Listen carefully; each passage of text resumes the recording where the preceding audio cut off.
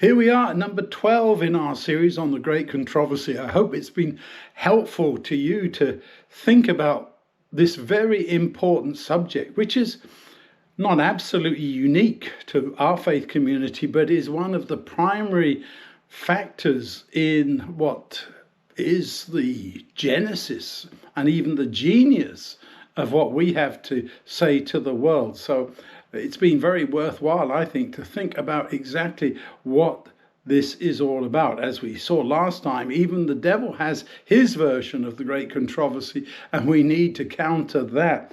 This time, Earth's closing events. So as we think about that, as God says, okay, it's time to wrap all this up. What are we doing? Where are we going? What's happening? We are given quite a bit of material from John, Ezekiel, Revelation, Joel, Hosea, James, and Proverbs. But I want to begin with that statement of Jesus in John 8:32. You will know the truth, and the truth will set you free.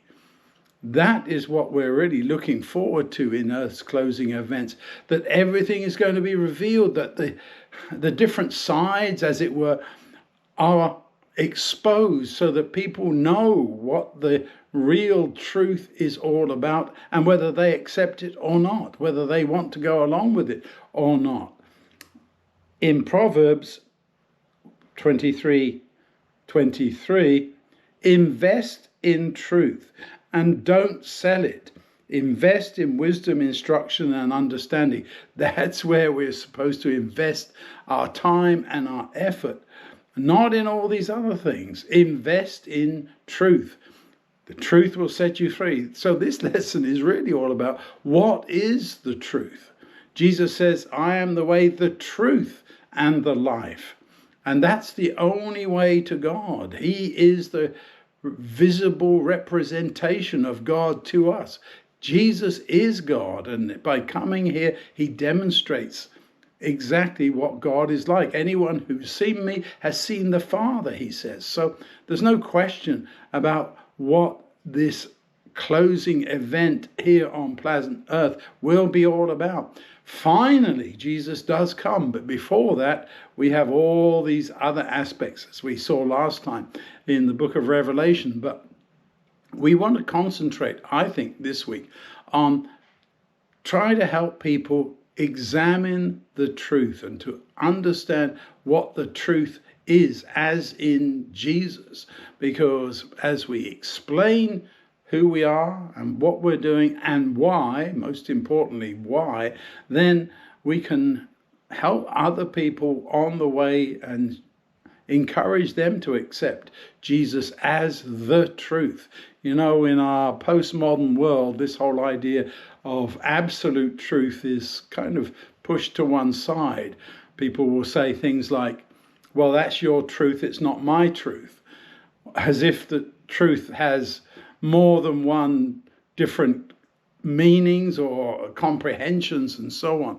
No, I believe that there is absolute truth, that God is the source of truth, and you can't say that A is the same as B.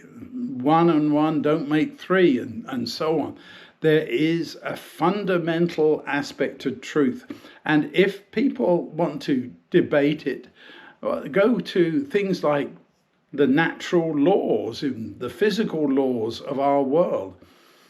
If you drop something, it falls down. That's called gravity.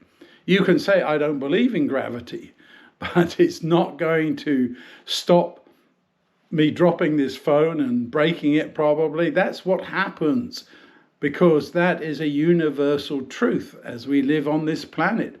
Now you go to another planet, there is a different force of gravity, but it's still there. Gravity is an inescapable truth in our world. The laws of motion, they're inescapable.